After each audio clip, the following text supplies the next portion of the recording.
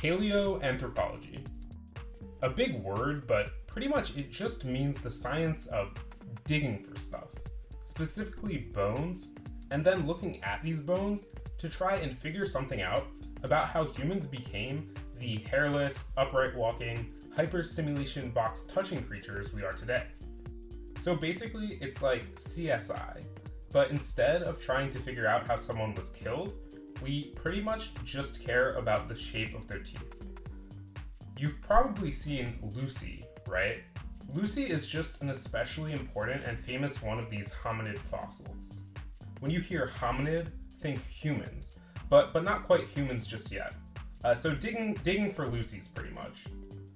To help us understand our place in the universe and answer the big existential questions, all of that. Okay, yeah, that's the super kind, generous way of describing it. A more realistic version? It's the science of trying to take credit for finding Lucy's, whether you yourself found the Lucy or not. A cynical version? It's the science of trying to pass off fake Lucy's as real Lucy's in order to take credit for finding a Lucy. Yeah, it turns out there's a lot of fraud in paleoanthropology. Two people who were actually pretty good paleoanthropologists, for the most part, were this British couple, Louis and Mary Leakey. In fact, their whole family is a paleoanthropologist dynasty, including their son Richard, whom everybody seems to hate, but we won't get into Richard for now. But the Leakeys were a lot more than their notable discoveries. In fact, they had a powder keg of a relationship with more than a few tenuous episodes.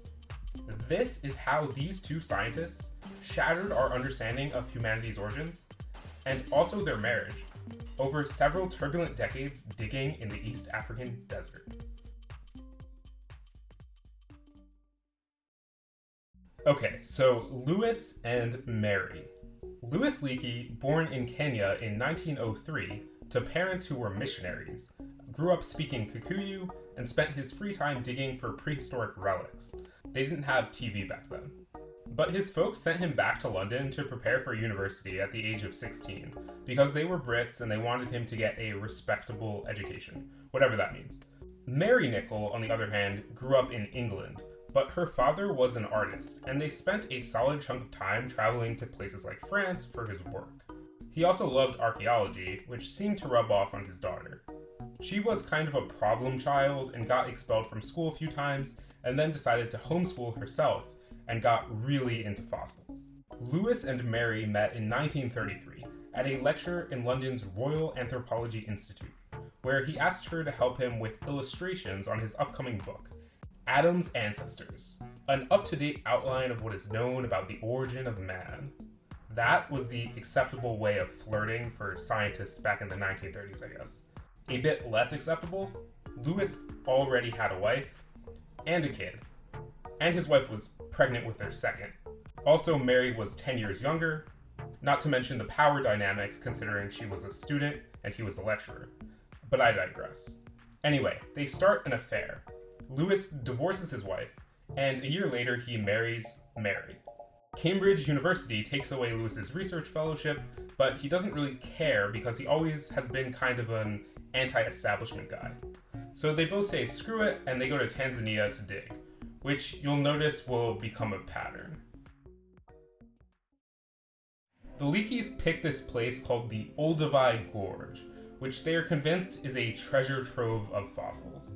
It used to be an ancient lake bed, and then some time later a river formed which cut through the lake bed, before that river eventually dried up too. So it's like someone took a knife through a giant lasagna and revealed all the layers of meat and cheese and whatever else. In this case, 2 million years of perfectly preserved fossilized remains. They set up camp in the desert. Most of the time they're digging, and when they're not, they're either eating food out of cans or chain-smoking cigarettes. Every so often, Louis would get fed up and go shoot a gazelle. One thing you have to understand about paleoanthropological digs is that they require patience. A lot of the time, you don't find anything. They can go on for years.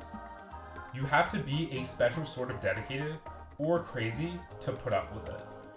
One thing driving the Leakeys was that they believed strongly in the idea that humans originated in Africa, and they wanted to find proof. These days, it's mostly taken for granted, at least by those who believe in evolution, but back then it was still up for debate, and they'll be digging for quite a while before they find anything important. Eventually, the Leakeys run out of money and they have to go back to England in 1935. They live in poverty in Hertfordshire for almost 2 years. During this time, they kind of loiter about, attending lectures, during one of which Louis gets in a fight with Jomo Kenyatta, the future president of Kenya. Louis is Kenyan, remember. Finally, the couple gets a grant from the Rhodes Trust to return to Kenya, only this time it's for anthropological research on the Kikuyu people and no fossil hunting. But this does not really work because they are fossil addicts, so they keep digging while pretending to do their actual jobs. Mary almost dies from pneumonia, World War II starts, Louis is enlisted by the British government to help smuggle weapons into Ethiopia to help fight against the Italians. They have their first child, Jonathan. Mary gets a job at the Corindon Memorial Museum in Nairobi. World War II ends. They have a daughter, Deborah, who sadly dies after 3 months, and later a son, Richard. Louis also joins the museum and their careers start to take off. The couple begins to rehabilitate its reputation in the scientific community. Money pours in, and they, of course, use it to fund more fossil expeditions. There's also a massive civil war going on in Kenya at the time, between black Kenyans and white settlers, and the Leakeys kind of play both sides. It's complicated, but most of the time they're just out in the desert digging. The Leakeys' first major discovery comes in 1948, near Lake Victoria. It's this 18 million year old ape fossil called Proconsul africanus. It's pretty much a monkey, but also likely an early human ancestor, so it's important. In 1951, they go back to the Olduvai Gorge, the lasagna place, since they have unfinished business there. In 1959, they find this guy, Zinjanthropus. He is a robust Australopithecus. In other words, a thick boy. Look at his teeth. Big teeth. But also, he's probably an even more recent human ancestor. Louis convenes a press conference and proclaims to the flashing cameras, "Now, at last, we have got this link. Here is one of the missing links we have all been waiting for to bridge this gap. The new Olduvai skull represents the oldest, well-established stone toolmaker that has ever been found anywhere." During this time, a dynamic starts to emerge, in which Mary does the rigorous scientific work, and Louis focuses on presenting the research to outside audiences. In other words, she discovers things, and he mainly takes credit for it. Louis also tends to over-exaggerate the importance of their findings, which repeatedly gets him into hot water. He also starts neglecting fieldwork to focus on administrative stuff, which includes founding the Trigoni Primate Research Center in 1958 in order to study apes. He recruits 3 young women, including Jane Goodall and Diane Fossey, who become known as the Trimates. It's hard to know for sure, but this probably pisses Mary off even more. By the 1960s, their relationship is reaching a breaking point. The pair does, though, see out one last major discovery. In 1960, Mary and Jonathan find Homo habilis, the handyman, an even more recent human ancestor, and incredibly, one that seems to have used tools, for real this time. This also kind of calls into question a bunch of Louis's bold claims about the link between Australopithecus and Homo, but it wouldn't be the first time he was wrong. By the mid-1960s, Louis and Mary are pretty much doing their own things, halfway across the world and seemingly estranged. Louis's new fascination is this place called Calico Hills. He's convinced by this woman, Ruth DeEtte Simpson, of this whole idea that humans emerged in North America hundreds of thousands of years ago, way earlier than anyone thought. Kind of seems like a conspiracy theory, but hey, you have to start with something. They start digging and apparently find 100,000-year-old stone tools, which confirm the hypothesis. But these will later be called into question and deemed geofacts, stone tools made by the stone itself rather than humans.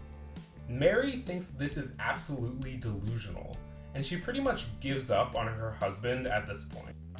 She later writes in her autobiography that Louis's fool's errand in the California desert was catastrophic to his professional career and was largely responsible for the parting of our ways. It seems like a case of braggadocious optimism and visionary thinking devolving sadly into a misguided grasping for straws. For better or for worse, Louis won't get to see this research to its conclusion. He dies from a heart attack in 1972.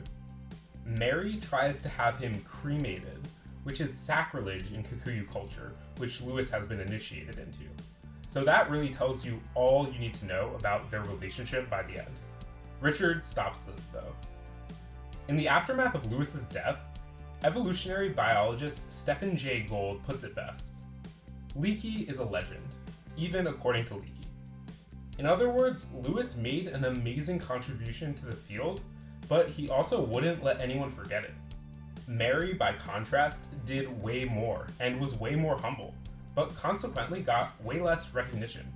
Even her amazing discovery of hominid footprints in 1976, which helped establish the origins of bipedalism, went more under the radar without Louis around to talk things up. She discovered more and more, well into her later years, before passing in 1996. To sum it all up, Mary and Louis Leakey needed each other. The Leakeys' respective strengths and weaknesses complemented each other's perfectly, and neither would have been as successful without their counterpart. However, these differences also led to immense personal and professional strife. By the end, they were hardly on speaking terms. It seems a great relationship lost to the pursuit of great science. Nonetheless, we have the Leakeys to thank for advancing our understanding of the human evolutionary lineage. They also helped bring paleoanthropology mainstream, drawing huge amounts of funding and media coverage to the discipline. As a whole, their lives' work leaves us with a better grasp of how we as a species got here, a few powerful anecdotes about how not to handle marital tension, and of course, a few really cool fossils.